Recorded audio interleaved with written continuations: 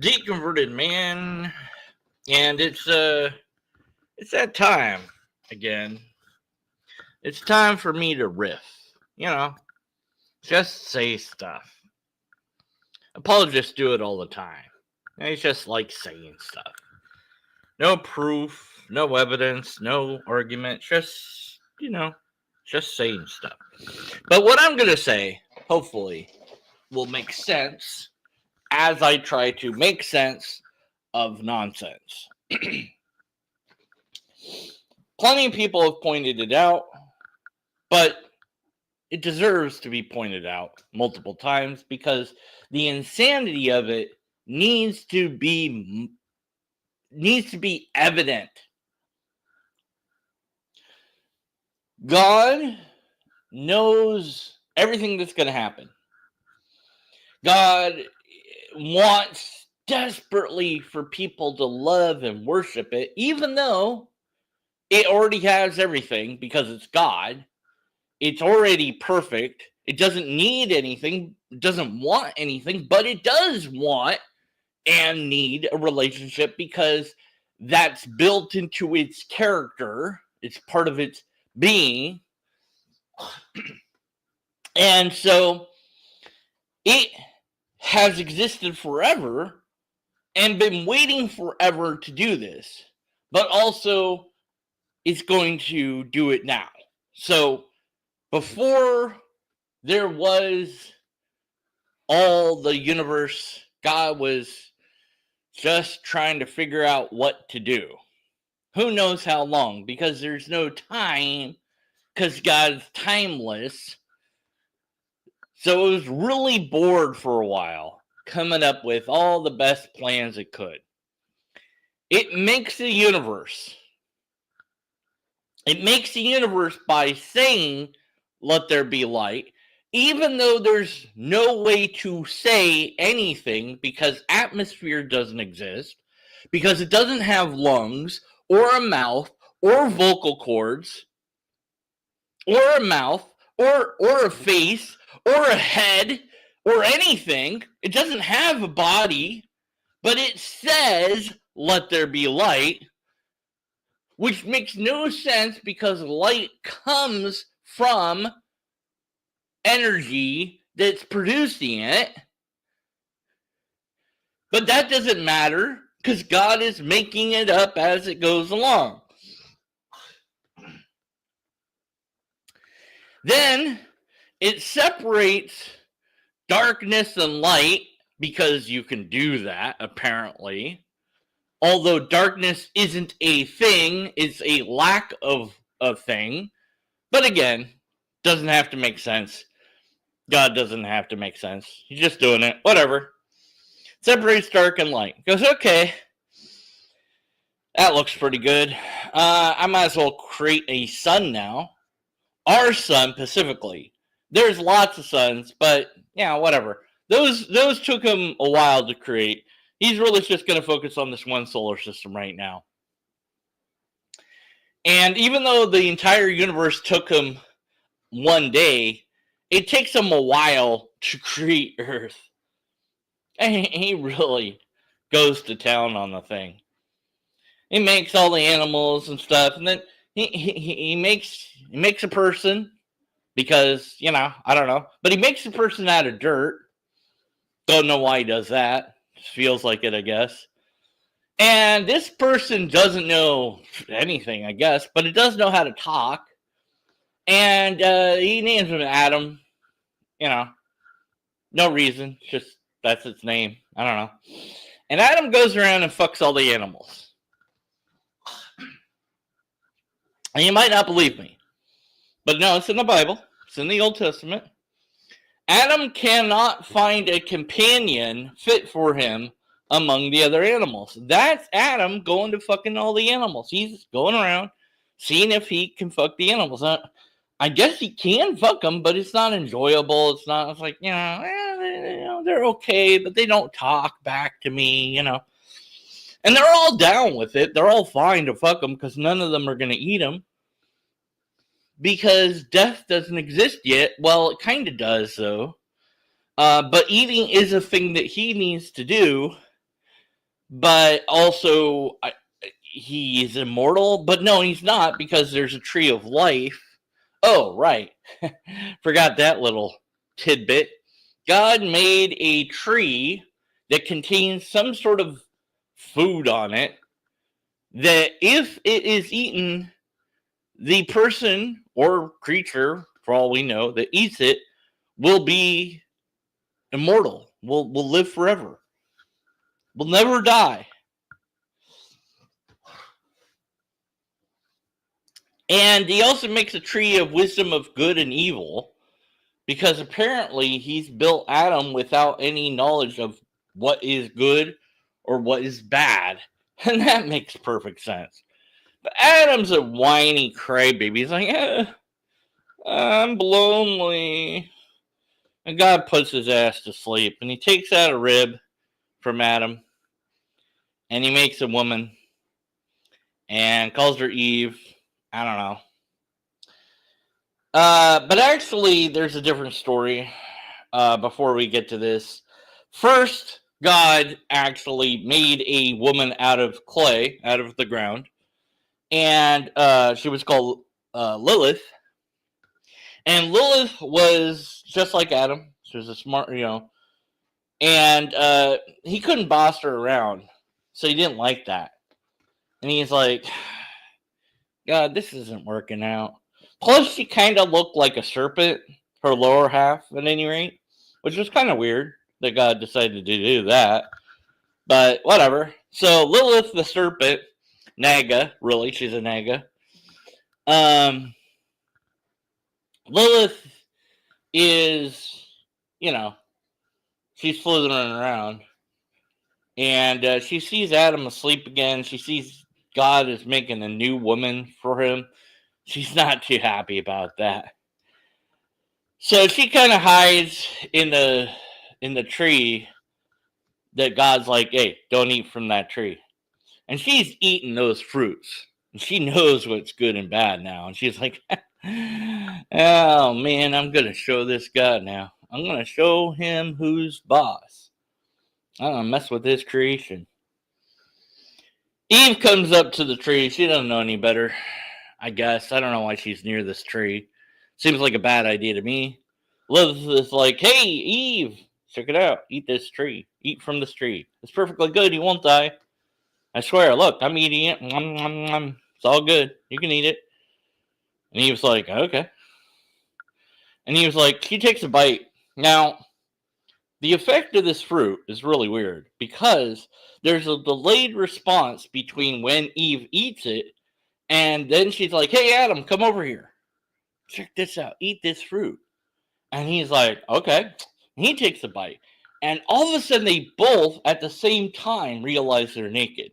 Now, here's where I have to pause and say, hold on.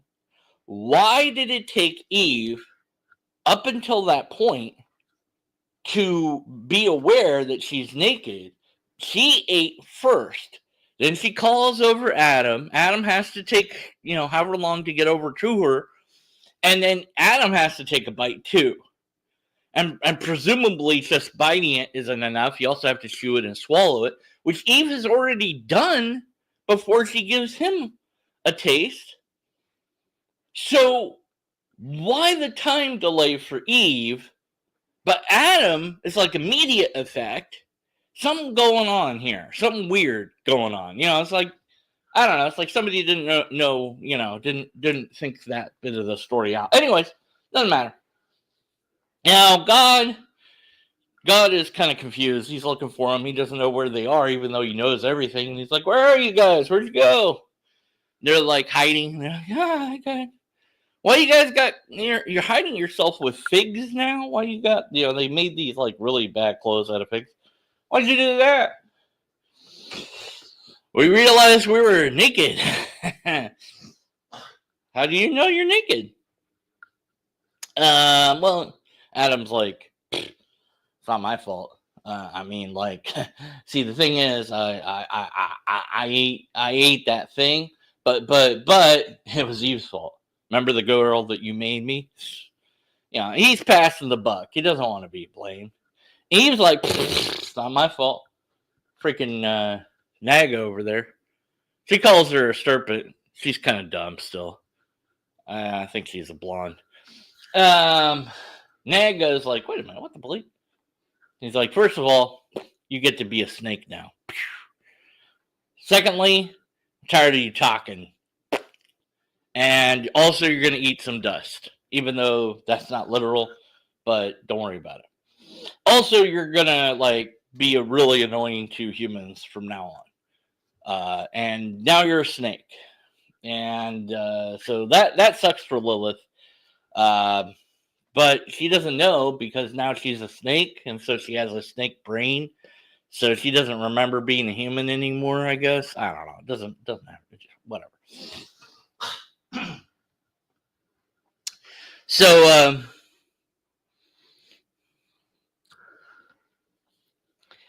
God's mad. He's like, all right, Eve, check it out. Here's what's going to happen.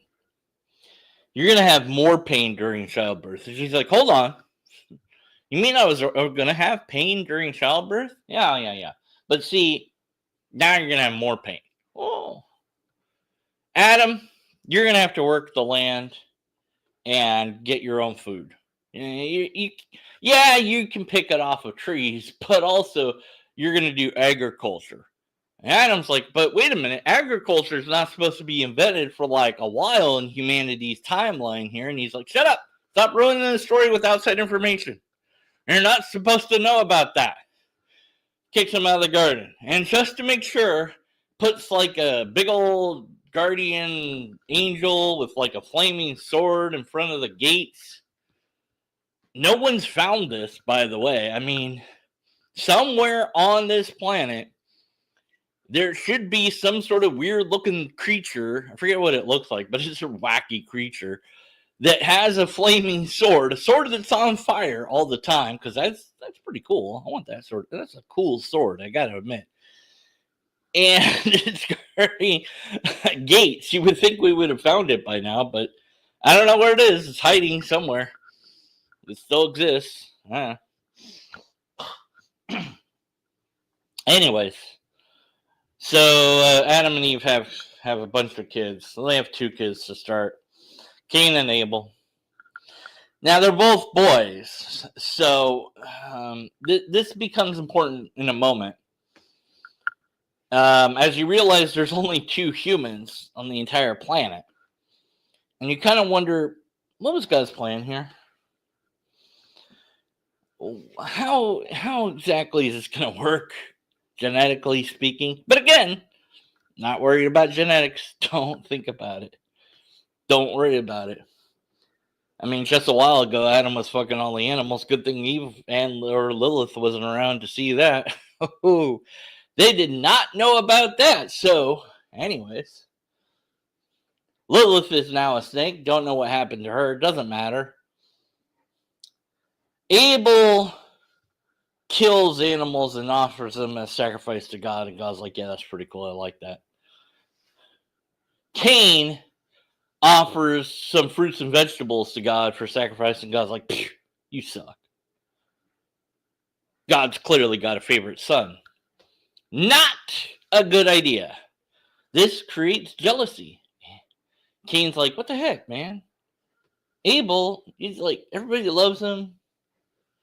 Look at what he's doing. Like, I mean, I plowed these fields. I planted these crops. I put a lot of time and energy into it. Why isn't my sacrifice worthy? Why is it? Friggin', Abel's just like, all he's doing is like feeding some animals. Basically, just watching the animals eat. He barely doing anything. All he had to do was go kill one of them, burn it to God, and he gets all the praise. That's not cool. I'm going to show who's boss. See, I guess some of Lilith, even though she's not related to him, must have gotten into Cain somehow. Because she's out now to destroy God's creation, God's plan. But actually, this is all God's plan.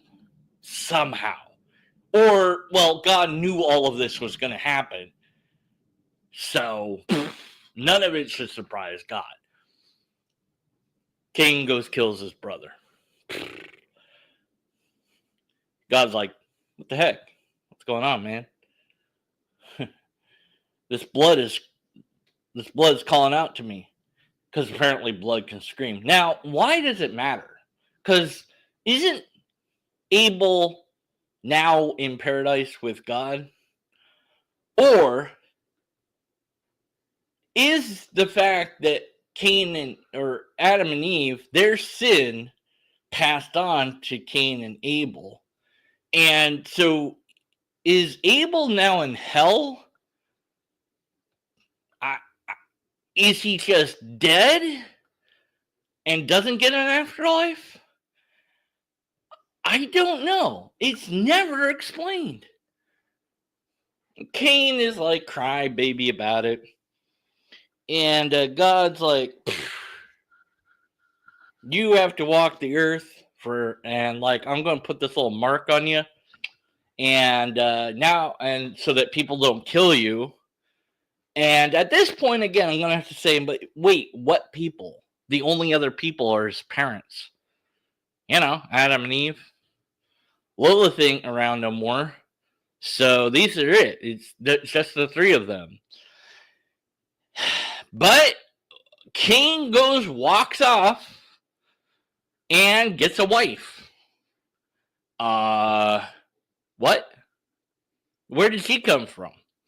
I guess Adam and Eve were having kids, and we don't know about them because the story isn't focused on them anymore. And I guess it's his sister. Doesn't say where she came from. And some people think that this is an angel or whatever that, like, that came down and acted like a human and started having sex with humans or whatever. Or maybe that happens later. The Nephilim, they're called. I don't know, man. Don't make sense to me. But again, this is all part of the plan. It's incoherent. I don't even know what sort of plan this is. I don't know where this person came from. I don't even know their name. It's not important.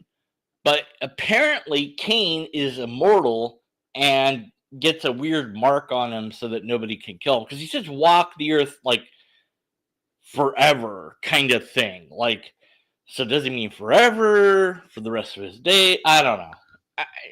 It doesn't matter.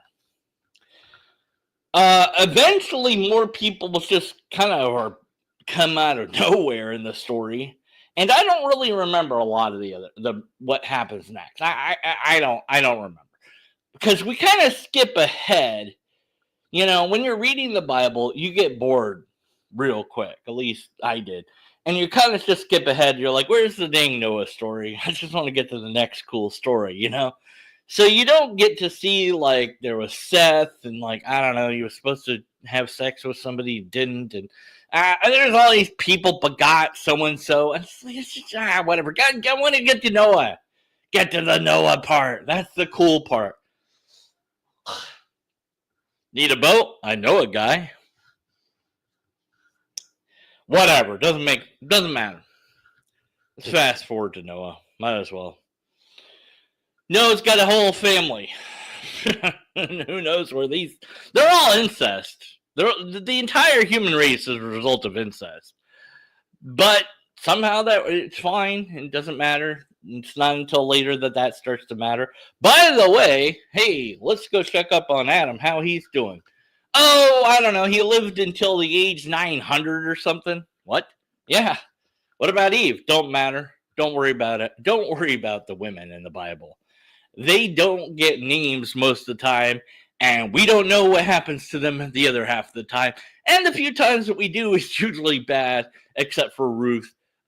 She gets a pass. Some other women get cool stuff, Mary. But mostly the women are ignored. Yeah. Anyways, so Noah has a family. He has a wife called Noah's wife. Don't know her name. Has kids, Noah's kids. Don't know their names. Doesn't matter. Has sons, has daughters. His daughters matter a little bit because later they fuck their father. We'll get to it. Which somehow irritates God, but like, why would it bother God? Because like, isn't God okay with it? I don't know. Whatever. Doesn't matter. And God's like looking at humanity. He's like, oh, this is a mess. I don't like anything that's going on here. I'm gonna flood everything. Yeah, I'm gonna kill it all. Start over again. This isn't the first time that God's really, really depressed and upset with his creation and wants to just start over. I get it. I've been there. Like, this thing isn't going. Screw this project. I'm starting again. I'm starting from scratch. It's just easier to start from scratch than to keep, going on. But he decides, no, I'm just gonna give it a good bath. I'm gonna give the earth a nice little bath, and once it's nice and clean, I can start fresh. But not really, because I'm gonna save some of the animals and some of the people, but not everyone. Not gonna save the trees. Don't know what everything's gonna eat, but okay. Not gonna save the insects or birds. Well, birds can fly; they're fine. They don't ever need to land on anything. And if they need to land, they can land on the roof of the boat. By the way, there is no roof of the boat. The boat is a giant box shape, even though it's never shown that in any story about Noah's Ark. Is always that classic Noah boat with the little tiny, cabin. But that's not how they build the boat. It is a giant rectangle made out of gopher wood. Cool. Anyways, Noah, who's like super old, don't know how old, hundreds of years old, doesn't matter. These guys, they live for a long time. He's told by God. God's like, hey, I'm gonna kill the entire world. Oh, okay, cool. Why? Just, get your family, get 2 of every animal, get them onto this boat that you're gonna build. You can't build it for me? Nah, I already built everything else. I'm kind of tired. My hypothesis is that God's power is slowly depleting over time. Like, he had a lot of power at first. He made the universe that drained a lot of energy. Made the birds and the stuff that crawl on the ground and the fish and all that. And it just kept draining his energy. Made man, then he made woman. It's just drained more of his energy. So he's like running real low on power now. He's got time to recharge. And that's why God does less and less miracles as the Bible goes on, because his power level decreases. It was at 9,002. Now it's way below 9,000. And to make matters worse, his balls are probably inert. But if you laughed at that, you're a bad person. You know who you are. Anyways, they get on the boat. Everything dies except for 2 of every animal in his family, and he sends out whatever raven. He sends out a dove. Dove returns. By the way, the dove's supposed to be like a symbol of the Holy Spirit later on. Doesn't matter. They get to shore. They immediately sacrifice some animals to God. I guess they were the unicorns. I don't know. They're dead now. He's just wiped out that entire species. Sacrifices. I'm not kidding. It's in there. Sacrifices animals to God for burnt offerings. Then he gets drunk on wine that he makes. I don't know how fast Noah is just able to make wine like that, but whatever. And he goes sleeps in a cave, and he's kind of like mostly naked. And his daughters see him, and the daughter's like, I'm gonna go have a baby with him. And the other daughter's like, oh yeah, me too. And the other daughter's like, oh yeah, well, so am I. I'll show you. And then they do. What the hell? What is going on? The descendant, by the way, why any of this matters is eventually the descendant from all this trail of these people are from Cain, by the way, because he was it. So then it was Noah now, and now it's all them, and eventually Jesus is gonna come from this line. So, but then again, everybody's related, so whatever. I don't know. So no wonder the world is screwed up. Everybody is related to each other. God's plan is so just crazy. It's nonsense. It doesn't make sense. It's incoherent. What is he? It doesn't even sound like he has a plan. It's like he's just making it up. It's like, I don't know. I'm going to restart everything. But he doesn't really restart everything. If we're going to restart it, then just restart it. Just make animals and people all over again from scratch. Why even save some? Just redo it. All right. So what if it's incoherent? Maybe it means something. Yeah. Sure, you can take any story, and you can make it mean more than what it says. Whether or not you're supposed to do that with the story doesn't matter, but you can do it. And people do with the Bible, because it's, the Torah, and I think the Jewish people get the Torah, the Old Testament, better than the Christians in a way, because they're like, I don't know, it's just, I have that feeling. I can't confirm that feeling, but it's like, well, I could, but I'm too lazy. But it's just like, no, these are stories that tell us about where we came from, tradition, where, how to be, how to relate to the world. Like, that's what the stories are about. They're not history as much as they are our history. This is our way of understanding ourselves. That's a much more powerful way to look at it. That's a serious way to look at it. That takes some serious, deep thought to look at it that way. But the creationist types who take it all literal, they take all the fun away from it. In a way, they make it into an incoherent nightmare by treating it like it really happened the way it says. And if you look at the way the Hebrew words are and how it's laid out, it is poetic. And it reads like a novel, it reads like a story. And so it's a story about your past, you, not humanity. It's about you and where you came from. You were innocent. You didn't know good or bad when you were first born. That's Adam and Eve. You might be an Adam, you might be an Eve. You didn't know any better. You came into this world once you did know the difference between right and wrong. But you have to have a role to play now that you're in this world. You must sacrifice in this world. That's Cain and Abel. But you have to make the right sort of sacrifices, or it's not going to matter.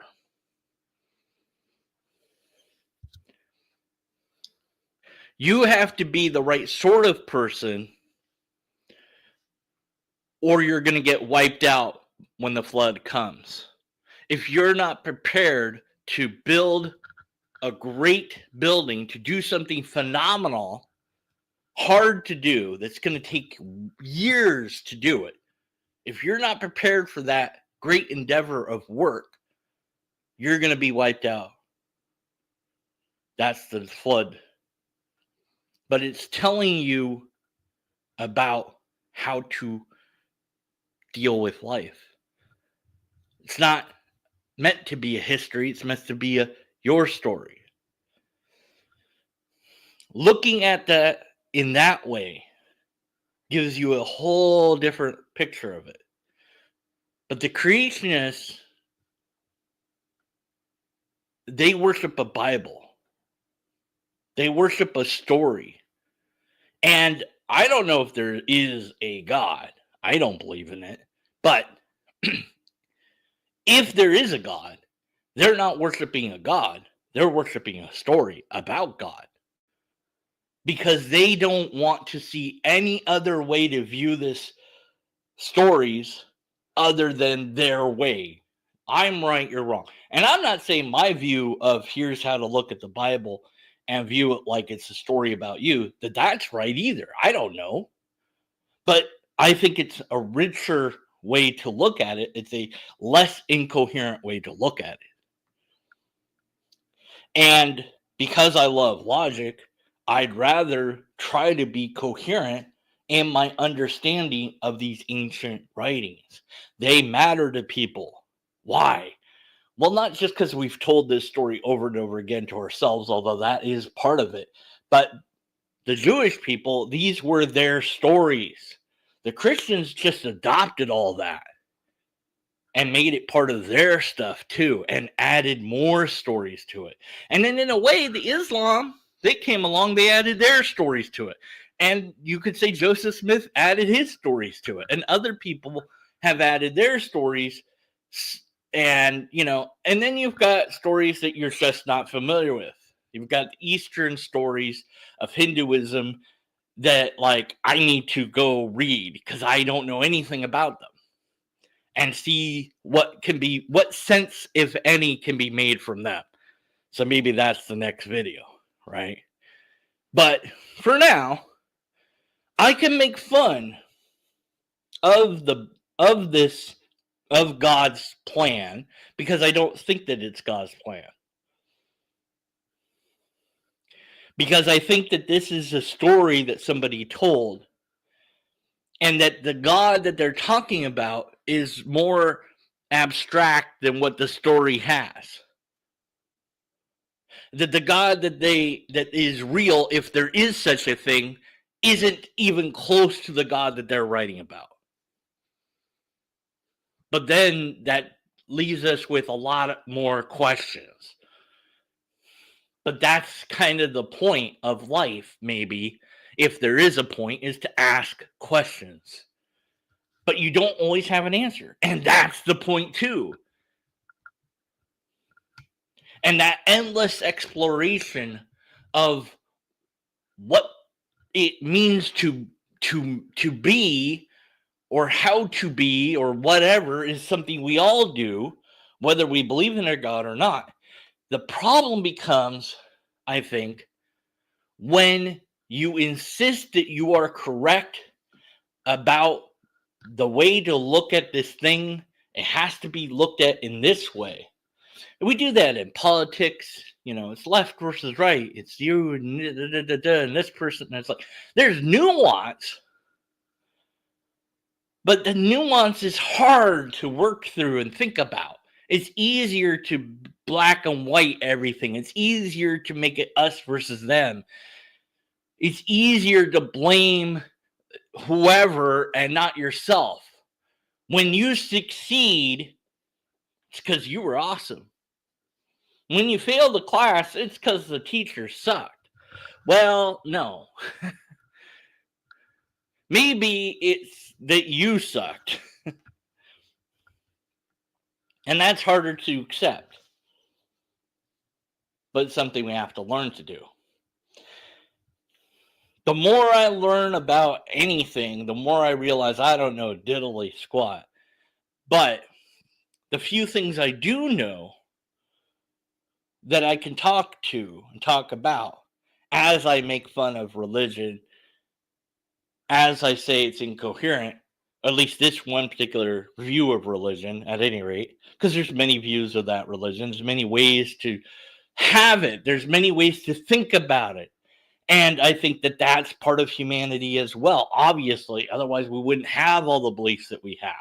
Is not believing a belief? No. Well, what do I believe in? Other people? Okay, but, what about beyond that? What's the purpose? What's the point? I'm asked that every now and again. Somebody will ask me, I was like, why do you make videos about, God? You don't believe in God? Because it's interesting. People believe in this. Of course I'm going to make videos. Like, well, you don't talk about leprechauns. Not enough people believe in leprechauns. Okay? Not enough people believe in the fae folk and the fairies. Not enough. There's a few, but not enough to really, talk much about it. I mean, it's like one video I could do on it, maybe. And yeah, I could make fun of it, and I could also see that there's some story there. Let's look at the leprechauns just for a moment so I can make my point. What's the point of a leprechaun? Leprechaun is a magical man that lives at the end of a rainbow with a pot of gold. Why does he have gold? Doesn't matter. Why does he live there? Doesn't matter. If you catch him, you get his pot of gold. Okay. But rainbows don't have ends, but they look like they do. So you have to go to where the rainbow ends. You can't. It's an optical illusion. That's not the point of the story. The point of the story is reach the unreachable and you get your reward. But you can't reach it. That doesn't matter. You have to try to reach it. You have to walk forward over rough terrain, up hills, down hills, through mountains, snow, valleys, whatever, dangers left and right, in an effort to reach something that you might not even see, because by the time you get there, it's gone. But that's okay. You keep going until you get there. You say, but there's not going to be a leprechaun there. But the reward is going to be there because you got there. And that's the gold, is that you achieved the thing that you were trying to do. It's a metaphor, an actual metaphor. So that's the point, maybe. Or it's one point. Another point is just it's a funny guy and it's a cool little story to tell. So there's 2 points, at least. Maybe there's more. But are there leprechauns? Nah. No. Come on. I'm not even going to entertain that thought for a moment. That's silly. Nonsense. But can we use the idea? Sure. So is God different than a leprechaun? Well, maybe the idea of God is certainly different, bigger of an idea. It's more complex of an idea, maybe. But maybe the goal is somewhat similar in that the point isn't the stories about God, but in reaching that unreachable goal of living your life in a way that's worth living. Because at the end, your friends and family will be there beside you.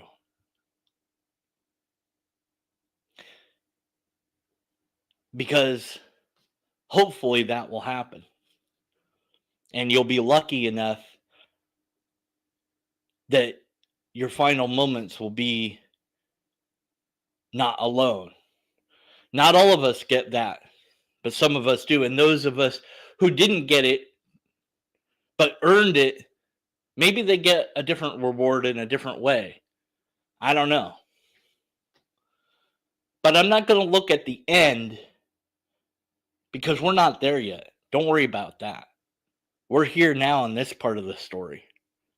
This is the adventure. And the adventure is nowhere near the last chapters. And boy, we're going to know when it gets close to the end, hopefully. And some of us won't. But that's okay because it's part of this amazing and somewhat incoherent journey that we're all on. But that's just my thoughts. Did any of it make sense to you? I don't know. Let me know in the comments. Gonna do part 3 of that thing, maybe. I don't know. Might not. Got other videos, maybe. I'm trying to get the muse to work. Come up with some ideas. We'll see. That's all I've got. I see somebody in chat. Some nerd in chat. Just spamming my chat. My goodness, who the bleep is that? Oh my god, he's saying all sorts of stuff in chat. I have to read it. Oh, I gotta sit down and read it. Alright. Let's see. Let's see.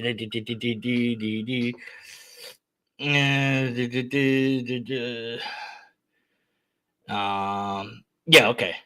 Yeah. He got it. He understood. Man, what is up with my throat producing phlegm when I want to talk? It's like, you want to talk? Guess what's going to happen? You're going to need to clear your throat every 5 seconds now, sucker. Anyway, that's all I've got for now. Hopefully it was interesting, entertaining to some degree, and if not, whatever, I don't care. Also, YouTube is going crazy right now and not promoting any of my vids or whatever, I guess, and I'm not getting very many views, so that's cool. Like, comment, subscribe, I don't know, whatever, may or may not help me to get any more traction.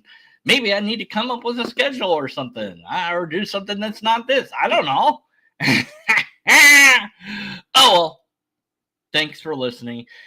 And until next time, be skeptical.